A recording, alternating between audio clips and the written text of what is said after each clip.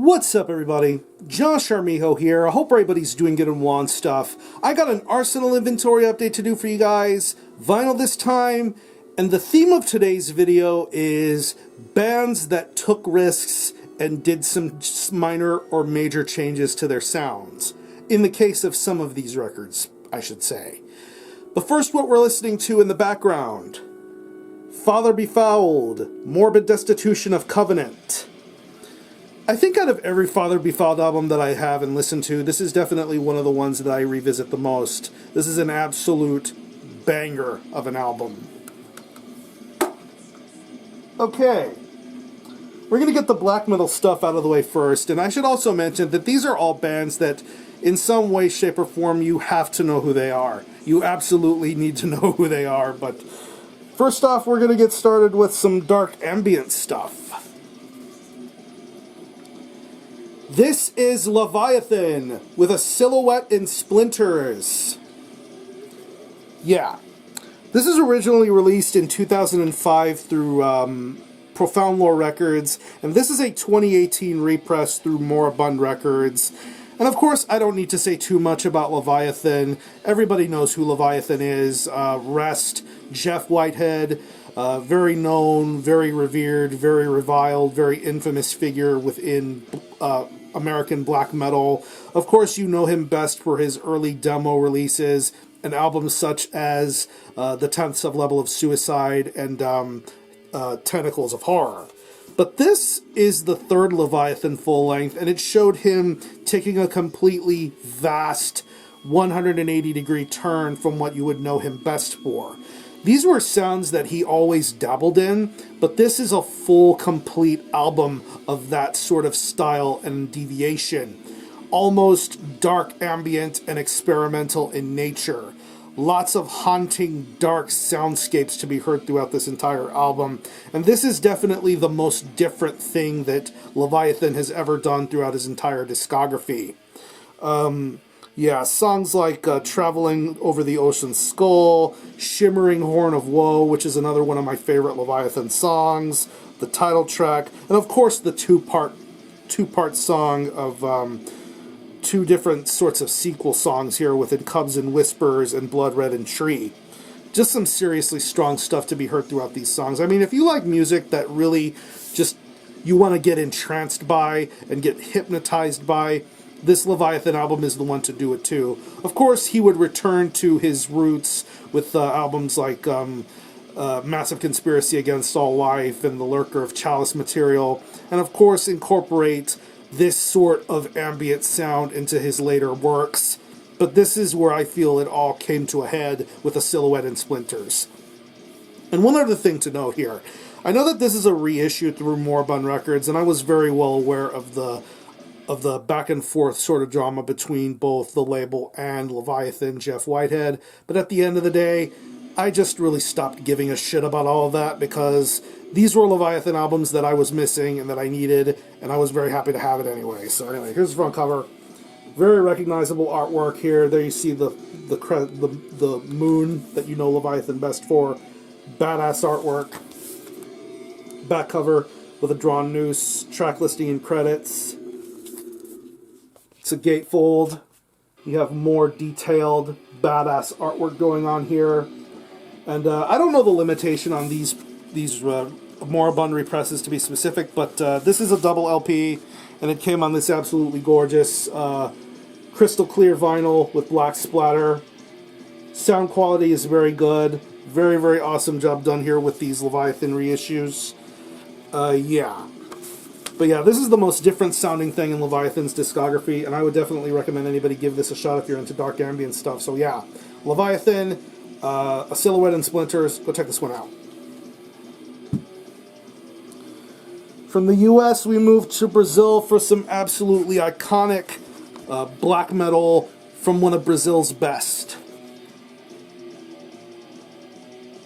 This is Sarcophago with Hate. Yeah. This was originally released in 1994 on Cogumelo Records, and this is the 2020 reissue through Grey Haze Records. Now, of course, if you think of Sarcophago, you easily recognize them as absolute pioneers of South American black metal, albums such as Inri, their demos, the Rotting EP, and then, of course, the second full-length that this band did with The Laws of Scourge. You could tell from Rotting and The Laws of Scourge that this band was taking a major shift change in their sound, a more contemporary, clean, different sort of sound that you would best know Sarcophago for. And of course, we moved to the third album from Sarcophago entitled Hate. This is where things took a big change, and that big change came in the form of this band whittling down to just being a duo, having a drum machine, and just overall sounding different. I mean, I know people have mixed feelings about the later Sarcophago releases. I mean, of course, they followed this album up with The Worst, which, in hindsight, I don't think The Worst was that bad. I wasn't a fan of Crust, if I'm being honest myself here, but out of every post-Inri Sarcophago album, this one is, without a doubt, my favorite. In terms of the music, in terms of the lyrics, in terms of just overall being awesome. I definitely think Hate is an underappreciated album in Sarcophago's discography. I mean, songs like Pact of Calm, Satanic Terrorism, Orgy of Flies, Anal Vomit. I mean, you can tell by the song titles and by the lyrics, this band is just keeping up the business of being nasty and over the top and blasphemous. And here on this album, you get all of those sorts of qualities. And I think this is some very entertaining stuff. I mean, if you don't take it too seriously, I think you might appreciate something like Hate by Sarcophago. But this is an awesome album, and I'm very happy that this has gotten reissued. Out of everything that Grey Haze was reissuing, this was the one I wanted them to reissue the most, and now it's here. So anyway, here's a front cover. Love this album cover. Of course, the close-up shot of the black face paint, the newer Sarcophago logo going on here. Back cover with track listings. Badass gatefold here of the two band members of this project. Absolutely crazy stuff. Comes with a lyric sheet insert. There you see I fucking love this band photo. Absolutely amazing. More live band photo stuff. Fold out with lyrics for all the tracks. And I don't know the limitation on this reissue, but it came in two different variants. Standard black vinyl, and the copy that I got on this absolutely gorgeous... it's probably going to be hard to see because of the lighting, but it's like a... It looks black on camera, but this is definitely a transparent purple vinyl. Smoky, transparent purple vinyl. Yeah. Yeah, you'd have to hold it up to a camera or some good light to get a better quality of this vinyl. But it is definitely purple. Definitely sounds amazing. But yeah, Grey Haze did a great job with this, as they do with all of their Sarcophago vinyl reissues. But yeah, like I said, this is my favorite thing that Sarcophago has done post-Inri and Rotting. Underappreciated album from Sarcophago. Check out Hate. Really good stuff. Alright, we got some death metal goodies to show here, and this next one I'm going to show you is something that has been a very long time in getting a repress done. I'm very happy that Season of Mist decided to make this album available again. This is Cynic with Traced in Air. This is released in 2008 through Season of Mist, and this is their second full-length album, 15 years after their landmark album, Focus. Now, of course, if you know Cynic, you know they're based out of Florida, and they had a very interesting career leading up to Focus and to where they came now. Of course, this band had some thrashy sort of beginnings in their past, but they moved into a more progressive, technical sort of sound, having the vocoder vocals, really complex, interesting riffs and drumming. Just an overall iconic album in nature. But 15 years after Focus, Cynic returned with their second album, Traced in Air. And how would they follow up something as important and as monumental as Focus. I think this was well worth the 15-year wait. And one thing to point out about this particular vinyl here is this is a 2019 reissue, but this is also a remixed, remastered, and in some ways re-recorded album. Because if you remember listening to the original version of Traced in Air, you could tell and notice that this album had some certain qualities that made it stand out and sound like a typical Cynic sort of record. The sung vocals, the harsh vocals, and all that other stuff. But here on the 2019 reissue, the harsh vocals are all but eliminated here. And while I definitely do think that this remix and remaster sounds really good and makes every instrument sound and every vocal sound really good, I definitely think that the omission of harsh vocals is a kind of a step back. Because I think the mixture of clean and harsh vocals with Cynic sounds works. I honestly don't know what type of machinations or backstage stuff happened to want to cause the harsh vocals to be completely eliminated here. But this version of Traced in Air is going to get some taken used to, but that doesn't discount some of the really amazing songs that appear on this album, like Evolutionary Sleeper. Integral Birth is one of my favorite Cynic songs currently. Adam's Murmur, just an absolutely wonderful amount of songs to be heard on here. But like I said, this new version is going to take some getting used to, but I'm definitely happy that this was made available again on a vinyl format. I was going to get it regardless of what they decided to do with it, but I respect this band nonetheless. Rest in peace, Sean Reinert. But anyway, here's the front cover. Absolutely love this artwork. Beautiful, beautiful stuff. Back cover with some more beautiful artwork. Track listings. Comes with a lyric sheet. There you have some more artwork on this side. Lyrics for all the tracks here. I don't think I showed the gatefold. Let me show you the gatefold real quick. More beautiful, over-the-top artwork. I absolutely love this stuff.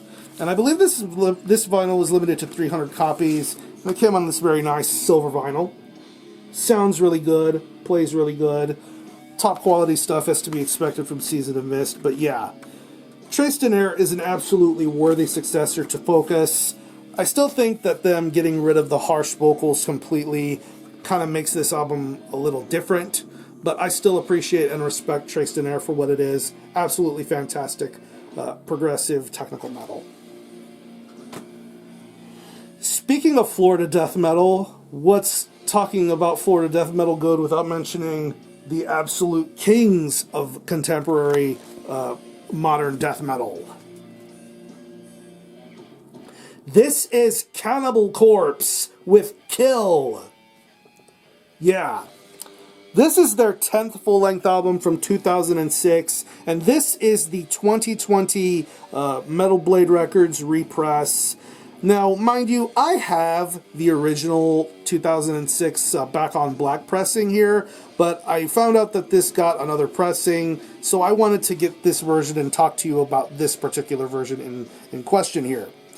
But aside from that, this is the 10th Cannibal Corpse album, and of course you all know Cannibal Corpse. I've already gone on and on about my love and appreciation for what this band has done over the last I don't know how many decades now. My favorite death metal band of all time. Tomb of the Mutilated is my favorite death metal album of all time. So many incredible albums and full lengths. And I feel like with Kill, this is where the tide turned. This is where the tide turned in terms of them getting more popularity, more notoriety, catapulting themselves into commercial mainstream success. Of course, having an album cover that isn't particularly over the top and gory. Of course, the last album that came before this was The Wretched Spawn. That album is an absolute masterpiece. That album cover art is in a league of its own. But when it came to Kill, it was something completely different. I mean, just bold lettering of the word kill. Kind of made you wonder where all the gory artwork was. Of course, this album had some crazy artwork within the inner workings of the actual album itself. But aside from the album cover controversy, this is where the tide turned. Rob Barrett, who played on the Bleeding and Vile and all those other albums, made a return to the band, and he's been with Cannibal Corpse ever since then. They made the change to Eric Rutan as far as producing and mixing and all that stuff, and you can definitely tell this was a major shift change for the band. From songs, so many memorable songs on this album: The Time to Kill Is Now, Make Them Suffer, Murder Worship, Five Nails Through the Neck, Death Walking Terror, Barbaric Bludgeonings, The Discipline of Revenge. Just some absolutely iconic Cannibal Corpse songs to be heard on this album, and this is definitely one of the best of their current and contemporary era. This is where the big shift change turned, and of course Cannibal Corpse are a big fucking deal, now more than ever before, and like anything this band does, I'm excited to see where they go next. But anyway, here's a fun cover. Big old Kill artwork here. Love the texturing on this jacket, absolutely badass. Track listings, credits, and information. Like all these Metal Blade reissues that have been coming out, there are some absolutely killer goodies to be seen and found within here. Comes with a lyric sheet. There you see all the band members in question. There you see this artwork here. That was supposed to be the original cover, but some things didn't end up working out. But yeah, more credits. Big, massive, gigantic poster of the artwork. I don't know if you're going to be able to see that well or not. Opposite side of the poster, you have the Joker-looking character with the bone cleaver or knife or whatever the hell you want to call it. Yeah, Metal Blade always goes above and beyond when it comes to these import reissues. And this vinyl came, I think I want to say it was like 200, 300 copies. And this came on this very nice red, transparent red vinyl with black smoke. Once again, this is something you're going to have to put up to light to see in order to get a full glimpse of how nice this looks. But you can see the red there a little bit. But yeah, this is a very important album in Cannibal Corpse's discography. I definitely think it's holding up very nicely, and some of these songs are still very memorable even to this day. So yeah, Cannibal Corpse, Kill, go check this one out. And the last record I'm going to show you is another album that has a little bit of a link of sorts between that album and this album. And this is from another very well-known and iconic Florida death metal band. This is Deicide with The Stench of Redemption. Yeah. This is their 8th full-length album from 2006, released through Earache Records. This is a 2018 repress from Earache. And of course, like all these other bands that I mentioned, I don't need to tell you who Deicide are. Deicide are a very well-known and accomplished death metal band. I definitely consider Legion to be one of the greatest death metal albums of all time. This band's first 4 albums are absolutely iconic and memorable to me. But ever since those first 4 albums, this band has had some albums that are a little bit on the hit and miss sort of sides. And of course, the last Deicide album to have the original lineup was Scars of the Crucifix. But this album marked a significant change for the band in terms of band member replacements. Of course, in the favor of the Hoffman brothers, you had Ralph Santola, whom you know best for him doing work with Obituary, and of course with Death in the live stages of their career. And of course, since I mentioned Cannibal Corpse earlier, Jack Owen left the band to pursue other interests, and those interests are now with Deicide. And Jack Owen played with Deicide for quite a long while, and I definitely appreciate Jack Owen's work with Deicide for the albums that he was involved with them. And I definitely think that this is one of the best albums of the current modern Deicide era. I mean, songs like Death to Jesus, Walk with the Devil in Dreams You Behold, Homage for Satan, Not of This Earth. I mean, just a lot of great songs on this album. And not to mention the already amazing musical talents of Jack Owen and Ralph Santola. Of course, Steve Ashheim being an absolutely great drummer. And of course, Glenn Benton doing Glenn Benton things, being undecipherable with his vocal styles, playing the bass work.